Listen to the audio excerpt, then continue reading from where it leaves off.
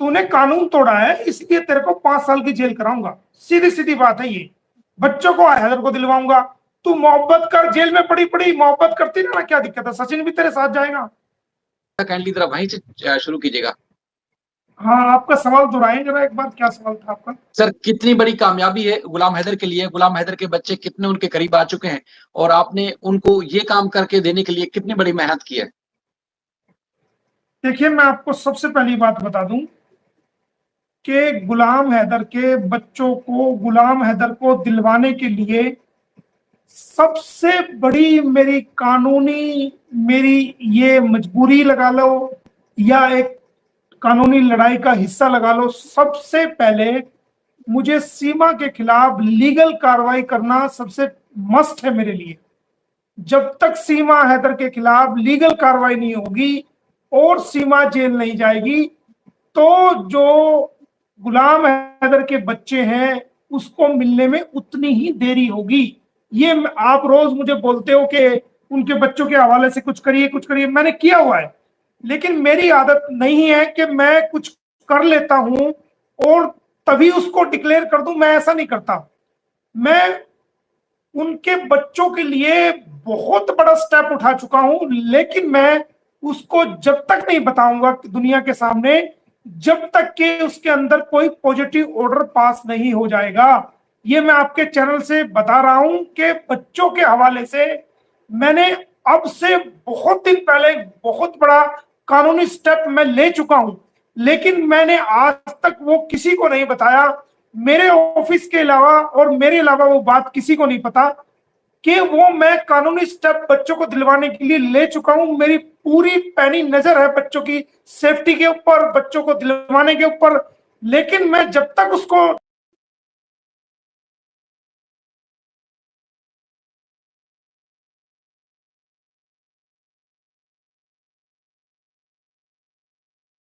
Sir, फिर रुक गया आपका इंटरनेट। मोमिन साहब, आपका इंटरनेट फिर रुक गया सर।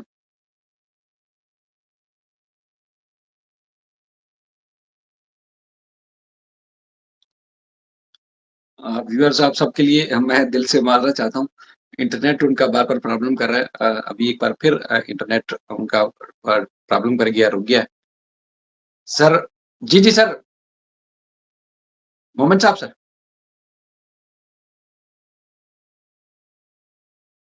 मोमिन साहब।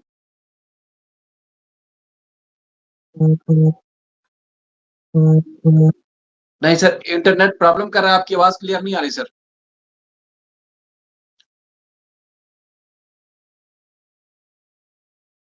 सर, आपकी आवाज नहीं आ रही सही से।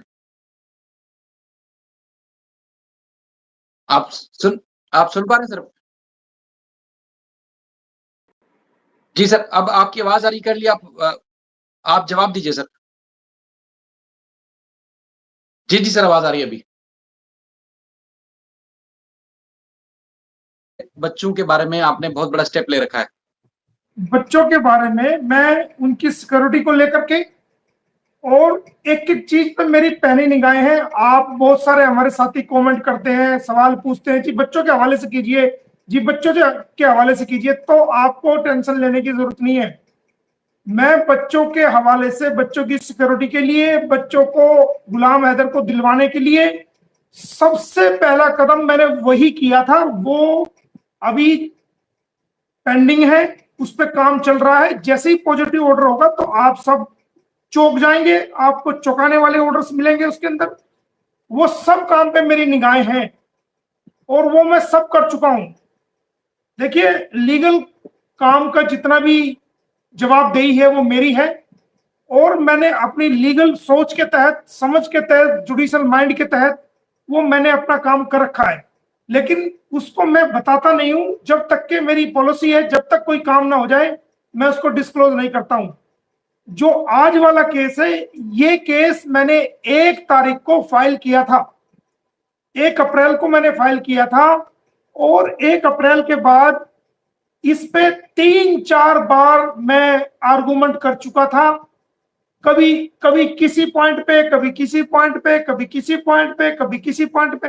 सारे पॉइंट्स मैंने एक एक करके कानून के हवाले से, भारतीय कानून, मैंने ऑनरेबल सुप्रीम कोर्ट के ऑर्डर साथ में रखे, हाई कोर्ट के ऑर्डर साथ में रखे, और तमाम मैंने सवालात का, अदालत के तमाम सवालात का जवाब मैंने दिया है। और तब कोई गुंजाइश जब नहीं बची किसी क्वेश्चन की, और हर प्रकार के क्वेश्चन का मैंने लीगल रूप से जवाब दिया, तब मेरी याचिका को 12 दिन के बाद स्वीकार किया गया है, एडमिट किया गया है। उसको ऐसा आसान नहीं है कि केस आपने फाइल कर दिया और तुरंत एक्सेप्ट हो गया, नहीं। ये एक इंटरनेशनल मामला है, ये मामला पाकिस्तान से रिलेटेड है, क्योंकि गुलाम हैदर पाकिस्तान का रहने वाला है, सीमा हैदर पाकिस्तान की रहने वाली है। अभी उसकी जांच पूरी नहीं हुई है, वो शक के दायरे में भी है, और उसकी अभी जांच चल रही है।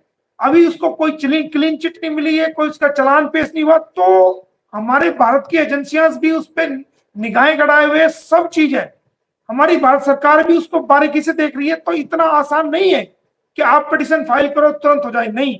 उसके लिए मुझे पता है, मेरी लीगल टीम को पता है कि मुझे किस किस दौर से गुजरना पड़ा है, और क्या क्या मेहनत मुझे करनी पड़ी है, और क्या क्या कानून को मुझे अदालत के सामने रखना पड़ा है। सर, लेकिन जो सेक्शन 82 या 83 के बारे में बात करते हैं पी सिंह साहब, तो अदालत को आपने इस सेक्शन के ऊपर कैसे मुतमईन किया कि पाकिस्तान दुश्मन देश नहीं है, गुलाम हैदर केस कर सकते हैं?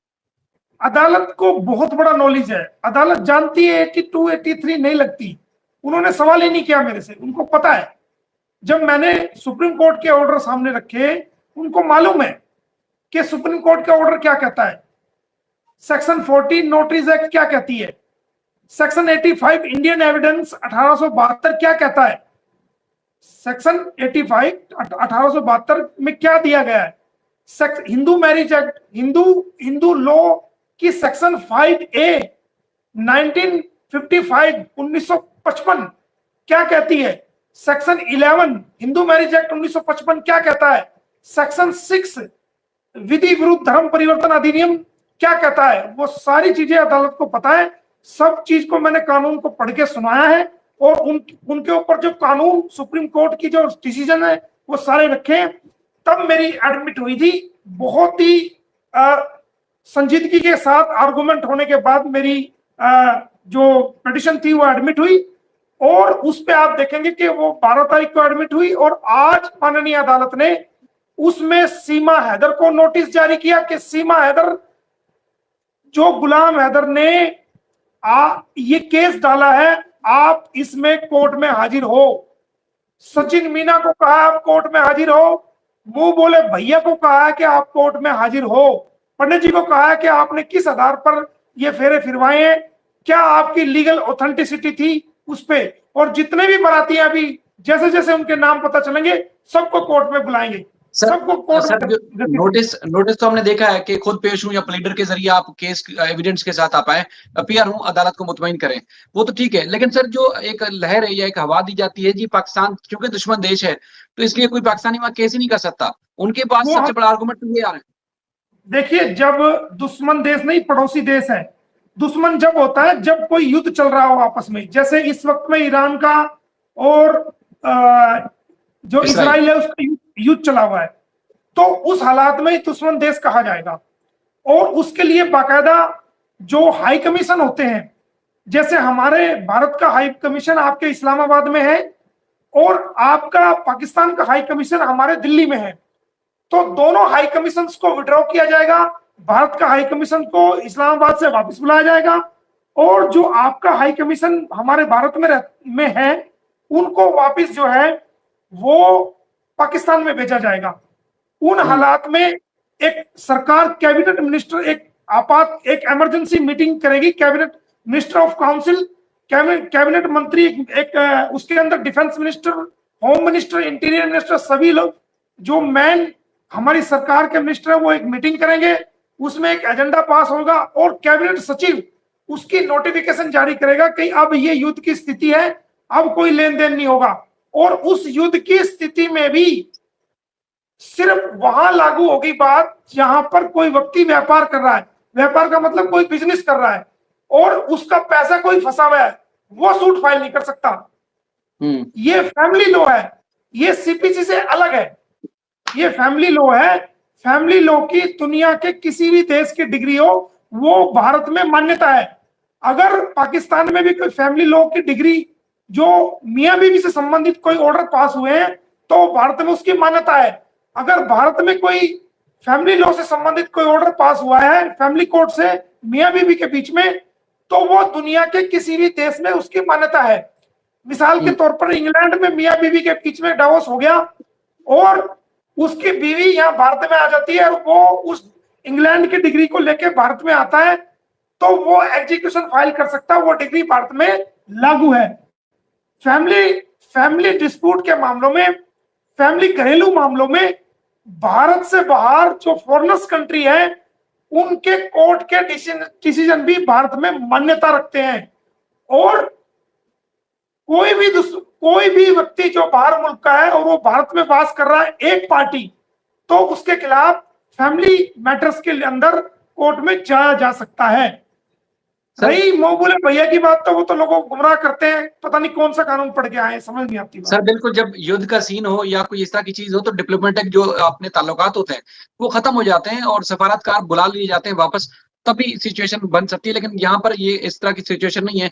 पाकिस्तान और इंडिया के ताल्लुकात हैं और आपस में बातचीत भी तकरीबन होती है, ऐसा मुमकिन नहीं है। लेकिन सर एक चीज है कि एक तो ये है कि आपको उनकी बातों से लगता है कि आपको बुनियादी तौर पर जो मसला है ना सर, कि आपके पास कोई और काम नहीं है, सिर्फ और सिर्फ ये आपने गुलाम हैदर का केस पकड़ा है और दिन रात आप वीडियोस बनाते हो, उनके मुताबिक आप वो डालते रहते हैं। एक तो ये इशू आपके साथ। दूसरा सर वो कहते हैं जी आपके साथ एक और मसला है, आपको एक मिनट देखिए, ये हमारे यहाँ एक ऐप होती है, ऐप जिसमें हमारे सारे केसेस वकीलों के पास ऑनलाइन एडमिट होते हैं। तो आप देखेंगे, आप इस ऐप को देखना, मैं अभी एक ऐप दिखा रहा हूं आपको। ये देखिए पेंडिंग केसेस की मैं आपको एक ऐप दिखा रहा हूं, ये आपको नजर आ रही है, देखना। जी सर। 15 तारीख में 7 केस, 16 तारीख में 4 केस, 18 में 4 केस, 19 में 3 केस, 20 में 2 केस, 22 में 5 केस, 23 में 6 केस, 24 में 3 केस, 25 में 6 केस, 26 तारीख में 18 केस, 29 में 7 और 30 तारीख में 3। ये देखो आप, ये इस महीने के केस है। देखें, एक कानूनदान इस मामले को समझ सकते हैं। देख लो मैं बता रहा हूं। उसके अलावा अब डिस्ट्रिक्ट वाइज भी आप केस देखेंगे। अंबाला में 51 केस, भिवानी में 1, गुड़गांव में 4, हिसार में 3, झज्जर में 1, जींद में 5, करनाल में 10, कुरुक्षेत्र में 4, लखनऊ में 4, लुधियाना में 2, मोहाली में 4, नॉर्थ दिल्ली में 5, नूह में 2, पानीपत में 223, पटियाला में 5, रोहतक में 2, सहारनपुर में 12, शाहजहांपुर में 1, सोनीपत में 114, यमुनानगर में 3। ये आप देखिए सर, आपने सारे डिस्ट्रिक्ट के नाम लेके ऐसा लग रहा है कि मुझे पूरा घुमा दिया आपने। ये केस जी, इन केस की मैंने फीस ली हुई है और जिनकी फीस बाकी है वो लोग मुझे फीस देंगे। और गुलाम हैदर की मैंने कोई चवन्नी की फीस नहीं ली है, अभी तक सारा अपने पास से लगा रहा हूं। ये केस मैं प्रोफेशनल लड़ रहा हूं, एज एन एडवोकेट मेरा प्रोफेशन है। और जो गुलाम हैदर का केस है वो मैं इंसानियत के लिए लड़ रहा हूं। तो इंसानियत को मैं अपनी एडवोकेसी से पहले तरजीह देता हूं। मेरे लिए दूसरे केस बाद में है, सबसे पहले इंसानियत का केस है। और ऐसे इंसान का केस है जिसके बच्चे उससे दूर कर दिए गए। और जो अगर मैं इस केस में जल्दी ना करूं और इस केस में जल्दी ना करता, कोशिश ना करता, तो मुझे ये खतरा था कि गुलाम हैदर की मानसिक स्थिति उसको मजबूर कर देती कि वो पागल भी हो सकता था और वो आत्महत्या भी, सुसाइड भी कर सकता था। इसलिए मैंने केस की कंडीशन को समझा और जल्दी से जल्दी रात दिन 400 किलोमीटर सफर करके मैंने इस केस को अंजाम दिया है। एक केस नहीं, बहुत सारे लीगल मैंने चारों तरफ से इनको बांध दिया है। आने वाले टाइम में इनका हाल देखना कि क्या होगा। सर, आपने जिस तरह दिन रात मेहनत की इसलिए तो आपको पूरी दुनिया अप्रिशिएट कर रही है और लोग आपके साथ खड़े हैं और आपसे उम्मीद भी है और आपके कानून और सिस्टम से भी लोगों को बड़ी तवक्को है। लेकिन मसला ये है कि एपी सिंह साहब का जो काम है ना सर, वो बड़ा अजीब-ओ-गरीब सा है। जैसे उनको उनकी बातों से ये लगता है या लोगों को ये बताने की कोशिश करते हैं। बेसिकली एक तो ये है कि एक दुश्मन देश के आदमी का आप केस लड़ रहे हैं, फिर ये है कि आपको बेसिकली सनातनियों से मसला है क्योंकि वो सनातनी हो गई है सीमा, उसके बच्चे सनातन हो चुके हैं, तो आपको बुनियादी तौर पर उन सनातनियों से ही मसला है, इसलिए आप दिन रात एक कर रहे हैं और वीडियो बना के डालते रहते हैं। देखिए सर, मैं आपको बात बताऊं, मेरे लिए, मैं इसको इस नजर से देख नहीं रहा कि ये पाकिस्तान का केस है। मैं तो एक गुलाम हैदर, एक अभागे, एक मजबूर, एक कमजोर, एक बेबस बाप की तरह उसको देख रहा हूं। वो श्रीलंका का भी हो सकता था, वो चाइना का भी हो सकता था, वो बांग्लादेश का भी, वो कहीं का भी हो सकता। मैंने उसका मजहब नहीं देखा। वो हिंदू भी हो सकता था, तो तब भी मैं उसके लिए इतना ही करता। किसी सिख होता, ईसाई होता, तब भी मैं उसके लिए इतना ही करता। मैं उसको एक इंसान के रूप में देख रहा हूं। ना मैंने उसका देश देखा है, ना मैंने उसकी शक्ल देखी है, ना मैंने उसका धर्म देखा है।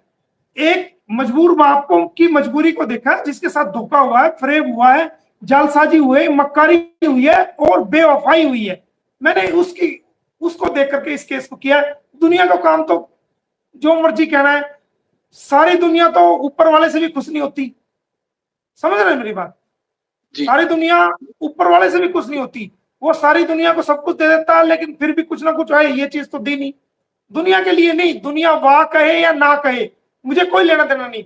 मेरा काम सीमा को जेल भिजवाना है और गुलाम हैदर के बच्चों को उसको दिलवाना है। इससे ज्यादा मुझे कुछ नहीं पता। सर, आप वकील हैं, लेकिन एक वकील साहब जो कि सुप्रीम कोर्ट के वकील भी कहते हैं अपने आप को और पीएचडी डॉक्टर भी हैं। ये कदर हम कुछ आज मुख्तलिफ बात करें, लेकिन माइंड नहीं कीजिएगा आप भी, और हमारे जितने भी व्यूअर्स हैं वो भी माइंड ना करें। आप असल में रुकावट बन रहे हैं। जो सीरी फरहाद, हीर रांझा, शशि पुनू और ना जाने कितनी मोहब्बत की दास्तानें थी, कुछ नहीं है, उसमें आप बीच में रुकावट पैदा कर रहे हैं सर। अरे कुछ रुकावट नहीं भाई, कुछ नहीं है। आप आने तो दो कोर्ट में। कुछ नहीं है, ये आपके लिए हुआ होगा, मेरे लिए कुछ नहीं है। ये रोज नहीं, देखता हूँ मतलब ऐसे वकील, उनकी मोहब्बत, आप ऐसे। मोहब्बत की जो तारीख तो मैं, रकम कर रहे हैं, वो तारीख रकम करने में रुकावट पैदा कर रहे हैं। आप दरार पैदा मेरे कर रहे हैं काम उनको। मेरे काम में क्या रुकावट पैदा करेगा? नहीं मेरे नहीं, वो काम में कोई उनके, रुकावट। सर आप बात समझे नहीं। उनके हिसाब से सचिन और सीमा की जो मोहब्बत है ना सर, वो हीर रांझा, शशि पुनू, सीरी फरहाद से भी ज्यादा मजबूत है। मोहब्बत पाने के लिए उन्होंने सब कुछ किया है, लेकिन आप उनकी मोहब्बत तोड़ना चाहते हैं, आप उनको अलग करना चाहते हैं, इसलिए आप जो है परेशानी, आपको उनको परेशान कर रहे हैं आप। नहीं, मोहब्बत में मेरी कौन सा गर्लफ्रेंड है सीमा? सीमा मेरी गर्लफ्रेंड है क्या जो मुझे तकलीफ होगी? मेरी गर्लफ्रेंड नहीं है वो, जो मुझे तकलीफ होगी और जो मैं मोहब्बत तोड़ूंगा। उसने कानून का वायलेशन किया है, तो वो तो सरकार, इसका मतलब सरकार ने एफआईआर दर्ज की है, तो सरकार भी मोहब्बत की दुश्मन होगी। सरकार ने एफआईआर दर्ज की है ना, कोर्ट ने, पुलिस ने उसको पकड़ा, सरकार ने एफआईआर दर्ज की है, तो इसका मतलब सरकार भी मोहब्बत की दुश्मन। हमें मोहब्बत से क्या लेना देना, करती रहे तू मोहब्बत। तूने कानून तोड़ा है, इसलिए तेरे को 5 साल की जेल कराऊंगा। सीधी सीधी बात है ये। बच्चों को हैदर को दिलवाऊंगा। तू मोहब्बत कर, जेल में पड़ी पड़ी मोहब्बत करती रहना, क्या दिक्कत है? सचिन भी तेरे साथ जाएगा। सर, अगर जैसे आपने ये 2 केस किए हैं, इससे बड़ी प्रोग्रेस हुई है और लोग तो बड़े मुतमईन हुए, लेकिन इस केस के दौरान एपी सिंह साहब आते हैं, सचिन सीमा अदालत में आते हैं। आपका तो ये स्टांस है जी, इन्होंने क्रिमिनल भी जो है वो चीजें की हैं, और उसके बाद फिर इन्होंने जो एक सिविल सूट के हिसाब से जो आपने अपनी प्रेयर रखी है अदालत में, वो भी। लेकिन वो कहते हैं जी ये सारी चीजें छोड़ें, हमने तो प्रेसिडेंट ऑफ इंडिया को अपनी एक दरखास्त दी हुई है कि हमें यहाँ की शहरियत दी जाए, हमें तहफ़्फ़ुज़ दिया वो जाए। वो उस दरखास्त की मेंटेनेबल, वजह से आपका केस रुकावट बन सकता है। और नहीं, वो मेंटेनेबल नहीं है। इसको पता ही नहीं है कि नागरिकता कैसे, वही तो मैं कह रहा हूं। इसके मैं कानूनी नॉलेज पे मुझे हंसी आती है कि ये मेंटेनेबल नहीं है। वो दरखास्त कब दी जाती है? जब आपकी आपकी के केस को लोअर कोर्ट से सेशन कोर्ट ने डिसमिस कर दिया हो, हाई कोर्ट ने डिसमिस कर दिया हो, सुप्रीम कोर्ट ने डिसमिस कर दिया हो, और 5 बेंच डिवीजन ने डिसमिस कर दिया हो, तब आप जो है ना प्रेसिडेंट के यहाँ मर्सी पिटिशन लगा सकते हैं। इसको पता ही नहीं है भाई। ये छोड़ो, हम इसको नागरिकता नहीं लेने देंगे। मैं बैठा हुआ हूँ, ये मैं आपको कह रहा हूँ, सर इसको भारत की नागरिकता नहीं लेने लेंगे शायद भाई। सर, एक एक जो लहर चलाते हैं, चूंकि बहुत सारे लोग मतलब जो इस केस को करीब से जानते हैं, वो हिंदू भी हैं, मुस्लिम भी हैं, सब लोग हैं, लेकिन वो लोगों में एक परसेप्शन पैदा करने की कोशिश करते हैं। आप पाकिस्तानी को खुश करने के लिए सब कुछ कर रहे हैं। बच्चे चूंकि हनुमान चालीसा पढ़ते हैं, बच्चों रोजे रखते हैं, नौवर्ते रखे हैं और रखते हैं, और इस तरह ये की सारी काम, चीजें कर रहे हैं, असल में ये आप उनके खिलाफ सुनिए, हैं। देखिए, ये बाबा की सरकार एक कानून लेके आई थी कि कोई भी मुसलमान अगर हिंदू के बच्चे को या आदमी को धर्म परिवर्तन कराएगा तो उसको 3 से 10 साल की कैद होगी और 1.5 लाख तक जुर्माना होगा, 15,000 से 50,000 रुपए तक जुर्माना होगा। और कोई भी हिंदू मुसलमान के बच्चे को या मुसलमान व्यक्ति को हिंदू धर्म में बिना बिना कानून को फॉलो करे धर्म परिवर्तन कराएगा, उसके लिए भी यही सजा है। तो ये तो सरकार का कानून है ना। सरकार की किसी भी बच्चे को जो बायोलॉजी जो बाई बर्थ जो मुस्लिम है और पाकिस्तान कंट्री के हैं, आपको एक वकील होते हुए क्या राइट है आप उनका धर्म चेंज करें? बताओ। जब कानून, उत्तर प्रदेश का कानून, बाबा सरकार, बीजेपी सरकार ये कानून लेके आई है, तो आप उस कानून को क्यों तोड़ रहे हैं? हमने कानून, क्यों ऐसा कर रहे हो आप वकील को तो कानून की पालना करनी चाहिए, आप उल्टा तोड़ रहे हो। ये आपका काम केस लड़ना, आपका काम धर्म परिवर्तन कराना नहीं है, कोई भी हो, चाहे मैं भी क्यों ना हूं।